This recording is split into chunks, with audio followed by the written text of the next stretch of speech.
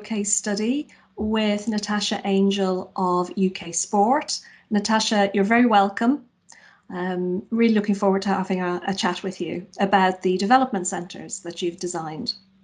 Yeah, thanks so much for having me. Looking forward to having a good conversation with you and just sharing the project and the experience we've had and how you've supported that. That's great. Tell me about your own journey first. So tell me a little bit about how you got to UK Sport. Yeah, so I've always worked in sport, apart from a short stint in retail when I decided to up sticks and just travel around the world a little bit. So that got me by, but always worked in sport. Started working at a regional county FA football association, and then once I come back from my travels around the world, I joined the Royal Yachting Association, which is sailing. And then from there, stayed there for a couple of years, had a really fantastic time, loads of amazing experiences.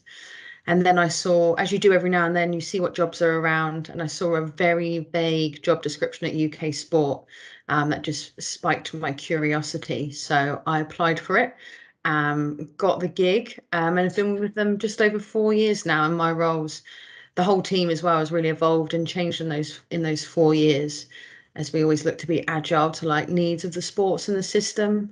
So yeah, quite brief there, but always worked in sport, got curious, ended up at UK Sport, and it's been an evolving whirlwind since. So your role as learning and development coordinator then, what does that cover and who does it cover?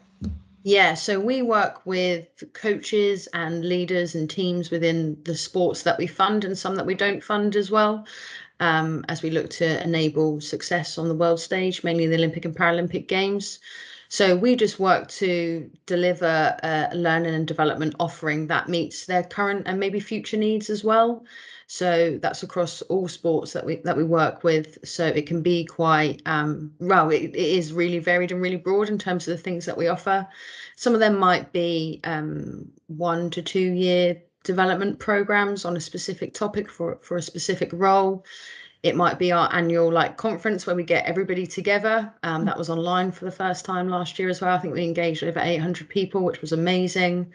Or it might be modules, workshops, or something like the Development Centre project, which was a shorter 6-week project, which I'm sure we'll get into in a minute. So that's what kind of my role covers, loads of really varied stuff. But essentially what we want to do is just support those working in world-class programs in sports to be better and develop and grow.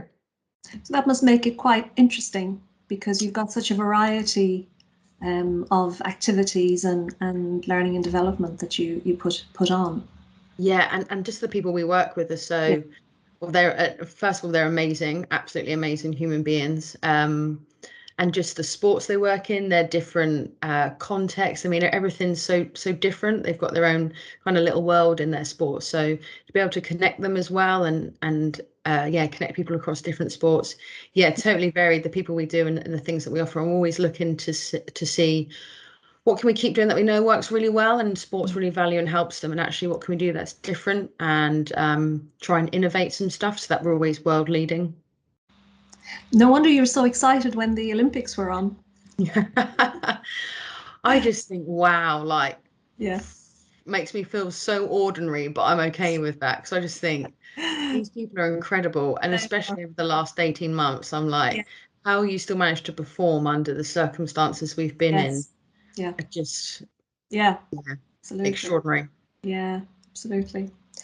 So tell me more then, Tash, about the drivers for the development centres. How did that come about? Yeah, so what we're always really keen to do is, whilst we can offer as UK Sport a learning and development offering, really keen that we help people just become better learners so they can drive their own learning forward as well. We don't always have to, we can definitely help and enable, but we don't have to do everything. And obviously their own sports tend to have some sort of offering as well. So what we're trying to do with development centres is just help people to better understand where they might be in their own career and development, where they might want to think about going next, and actually what are my strengths and what are my potential development areas that'll help me keep progressing. And we think if we can do that and enable people to do that more effectively by themselves as well, get a bit of a gauge of where they're at and where they might want to go, and therefore what things do I need to do, like what's that development gap, and how do I fill it. If we can help people be better at that and just be better, more self-driven learners, then they've just got more freedom, more autonomy, and then we can layer stuff on top of that as well. So I'm not going to help them any less. We're just helping them a bit more sustainability, so they don't always need us or need their sports. They're well equipped within themselves. Oh, great. So it's almost like for them to develop an awareness and a plan for their own development, would you say? Exactly that. Yeah. Oh, right. Yeah. Yeah. So when you decided you were going to go down that route, how did you go about planning how you would build the development centres and run them? Yeah, so we just got really clear on what our aims were. So our aims were definitely help them better understand their strengths, their development areas, and then maybe what next. And that might be career as well, what next in their career. So I think if we get really clear on why we're doing it and maybe what success would look like, that helps us go, okay, what's going to enable us to be able to do that and help them with that. We've done quite a lot of work in what we would call like an experiential space. So role playing, real playing with actors, actually like just giving it a go and then getting some real-time feedback as well. So like that, and we've had really positive feedback from that. So we're like, okay, let's definitely include that, because actually if we've got a framework, which we've got our high performance leadership development framework. That's kind of our benchmark. Everything's grounded in that. So if we can find ways to observe, get people to view and rate against that, then we're getting loads of different data points. So we're getting as much as we can an holistic view of where people are currently at, to then inform the next bit about, okay, what's your strengths, what's your development, what's your next steps. We definitely want to include some experiential stuff. So that was in there. And they're like, okay, so if that's the core bit, what other bits go nicely around that to top and tail the journey as well? Yes, that's where 360s come in. We know they're such a powerful tool. Some people have regular feedback conversations anyway, but I found 360s are just a great self-awareness piece, conversation starter, loads and loads of benefits to it. So it's like that kind of has to be in there. If we do that at the start as well, then we've got that data to refer to later on as well. And I guess the other end of the bookend is the latter bit about, okay, so once I've been through this experience, I've had I'm reflecting a bit, what do I do next? We then run what we call reflection action circles. So we get the peers to coach each other through, okay, this is the feedback I've got from the last 6 weeks. This is what's currently in my mind. This is what I'm reflecting on. How do I turn that insight into action? Okay. So we do that towards the end, just to get people to think about, okay, what are my actual next steps, that kind of transfer piece, and actually getting people to action and being really clear about what their next steps are. And we find having that commitment to action then helps with the next steps of actually doing it, rather than just saying, I'm going to do it, I'm actually going to do it. So I guess that's the three core pillars that stand. It's the observation, the scenario experiential stuff in the middle, and then we do some 360 stuff before that and finish it off with turn insight into action. They're our core pillars.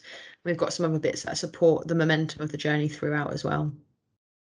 And that's great that you've got that buddying up as well to help people as they move past the actual development centre themselves. And that's great, because you do need to keep a focus, don't you, on those goals that you set and all of that. Yeah, which is really timely at the moment. So we had 3 cohorts go through it at the start of this year, 2021, and we're actually bringing them back together in a couple of weeks for an alumni gathering. And what a lot of them want to do is reconnect and let's talk about what we said we were going to do. How are we getting on? What's the successes? What's the challenges? And let's share that. And they want to hear that from each other as well. So they're really keen to do that themselves. That's been a clear driver for them, which is great for us to hear as well. And we can definitely facilitate that. And again, that helps to keep a bit of accountability, keep that commitment, and also share, well, this is what's going well for me, and get that connection within the cohorts as well. Yeah. That must be a great bit of feedback for you guys, having people being so enthusiastic and wanting to come back and talk about what they've done and what they've been doing. Yeah, it's been quite overwhelming in a way. We always said we'd do really? something. We said to them we'd do something, alumni gathering in like 6 to 8 months' time, post the games, once you're all back, had a bit of a break, etc. But the uptake's just been crazy, more than I kind of expected. yeah, I've said, look, what would make the time most valuable for you, because it is for you, and everyone's come back and said, yeah, we want to check in on how we're doing. So yeah, it has been a good, I guess, a bit of a mark in the sand when we go, well, how's this landing? And actually people are so engaged and want to catch up and say, this is how I'm getting on. So yeah, it was really quite overwhelming, but lovely that everyone's Yeah. really, really keen to do it. Yeah, absolutely. That's great. So tell me, you've told me about the pillars and the elements of the development centres. What, Tash, what was your biggest challenge? Oh, biggest challenge. I'd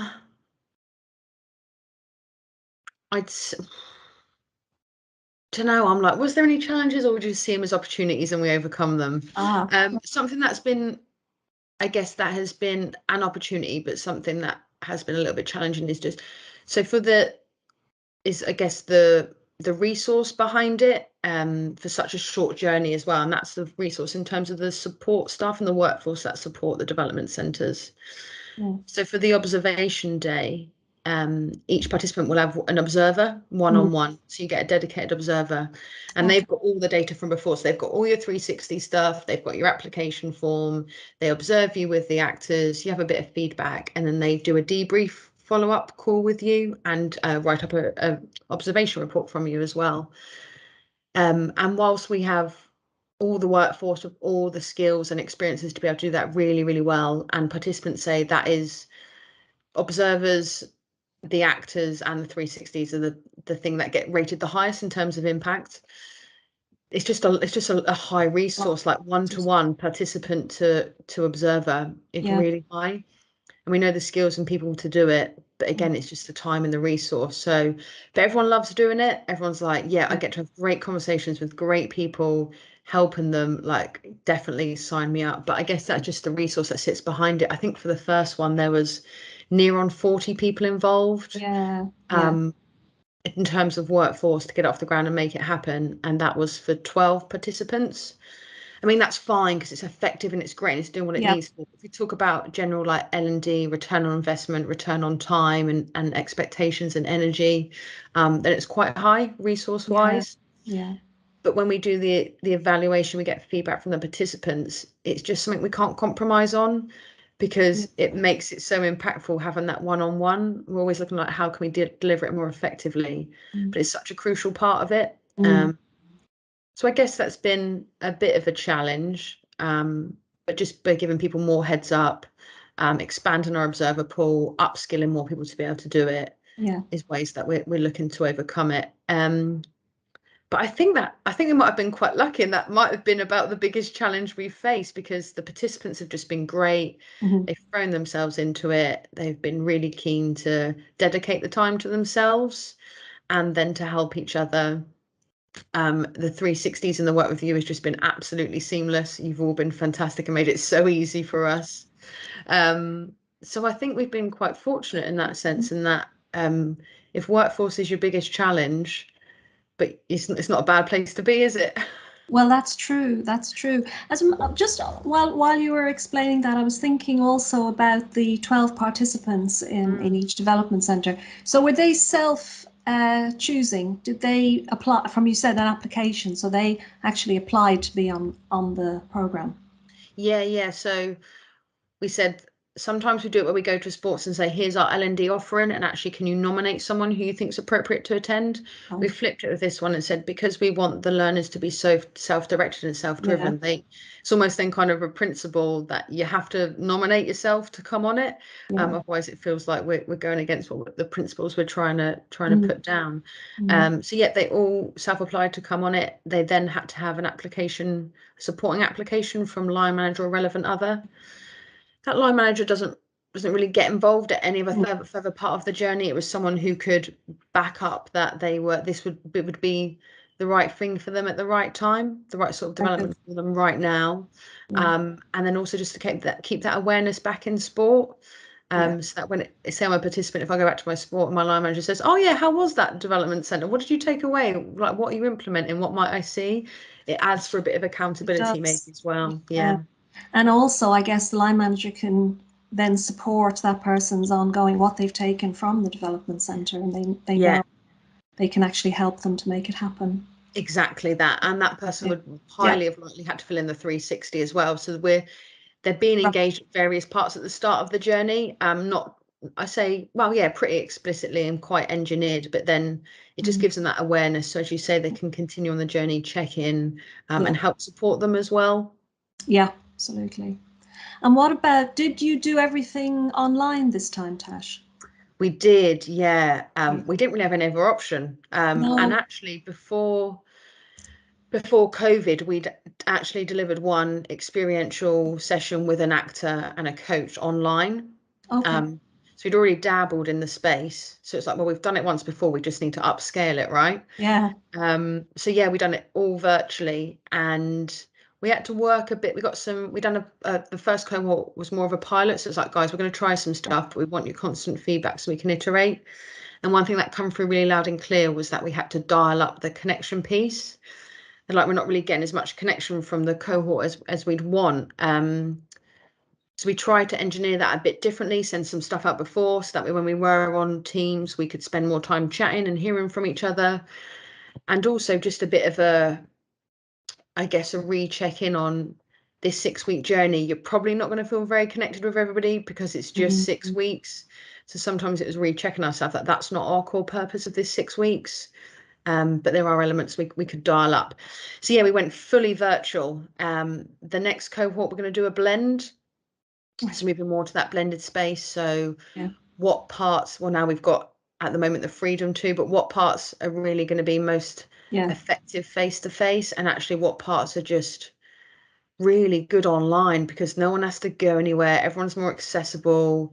If it's 2 hours, are we going to, because sports are everywhere across the country. So if it's 2-hour intro webinar, are we going to pull people together face-to-face? Probably not. But probably get more benefit, as you say.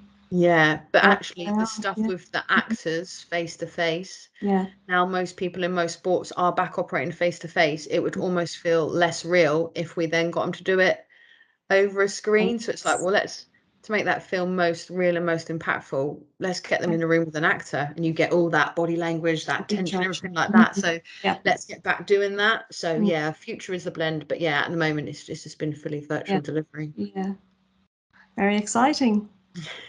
Very exciting journey. And I guess I think you've already talked about, I mean, I suppose really my last point was what's been the response of people to it, but you kind of covered that already, really, in that people have really bought into it and really see the benefit. What about UK Sport itself as an organisation? What's been the sort of response within UK Sport to the work that you guys are doing? Yeah, it's been really positive. I mean, the fact we're now doing a series 2 and running 2 more cohorts. We wanted to do 3, but just time wouldn't allow. With the games as well, we want to give everyone that down time for them to come back and then be at right time for them. So the fact we're doing a series 2 is always good. I think it's just been an opportunity to engage a different audience and more people in a shorter space of time. We've historically run a lot of programs which are a couple of years in length, and you only then get 10 to 15 people on them, for example. And once you've missed that window, you've missed it. Whereas this was more regular. We were engaging more people and new people.